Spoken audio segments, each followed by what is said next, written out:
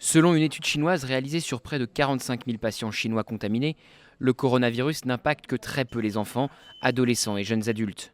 Entre 0 et 19 ans, il ne représente que 2,1% des cas. Ce chiffre tombe à 0,9% si on ne prend que les enfants âgés de 0 à 9 ans. Alors comment l'expliquer ? Les enfants ne sont pas un public dit fragile. C'est-à-dire que quand on parle en médecine de patients fragiles, ce sont des patients qui ont ce qu'on appelle des comorbidités, c'est-à-dire des patients qui vont avoir du diabète, une insuffisance respiratoire par exemple, des pathologies ou une insuffisance rénale, des choses comme ça, ce que en général n'ont pas les enfants. Bien que le coronavirus cible peu les enfants, il est tout de même essentiel de les protéger. Sur un jeune enfant, on a du mal à mettre un masque parce qu'il va l'enlever, c'est pas toujours évident.